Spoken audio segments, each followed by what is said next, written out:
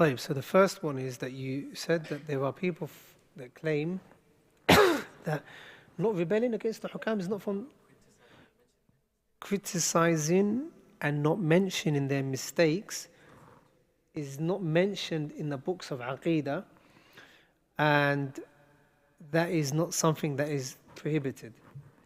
The answer to that is go back to the books of the Aqeedah. If you go back to the books of the Salaf, every single one of them is saying that we don't see khuruj against them. وَلَا نَرَى السَّيْفِ وَكَذَا وَكَذَا. Why are they saying all of these things? They're saying that because criticizing them, what comes from criticizing them? Fitna comes from criticizing them. Rebelling comes from criticizing them. It is impossible to say, forget about the ruler. This masjid here now, if the jama'ah of the masjid are saying the imam is this, the imam is this, the imam that is leading the salah is this, and you constantly say it for about 3 weeks, right? Not even a month, 3 weeks, you will find that the jama'ah are now going to grab him by the neck, say, get out of our masjid, you're this and this and this. That's just common sense. So to not criticize them, a person that says that is a person who hasn't understood the methodology of the Salaf al-Salih. طيب, مثلا, Hajjaj. Did the Salaf criticize him? Those that were around at the time, Abdullah ibn Abbas, Abdullah ibn Umar, even those companions, did they not prevent people from rebelling or people from criticizing Hajjaj? Abdullah ibn Abbas, what did he say to his closest companion or one of his closest students, Sa'id ibn Jubayr? Don't advise him, don't go to him. Right. So that person simply just needs to study the Aqeedah of the Salaf. The second part was? La. Also, some of them say that you can if you're not under their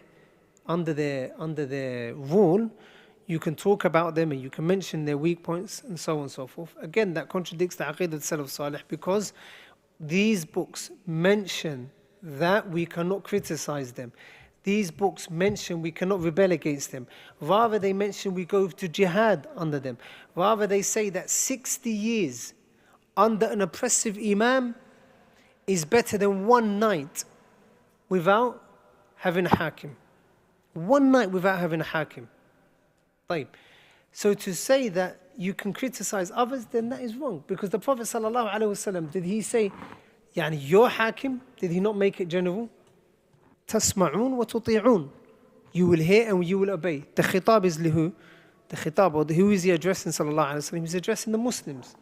So it is wrong to say that. Also, طيب, why did the scholars say you can't criticize the hukam? Because of the fitna that it can lead to.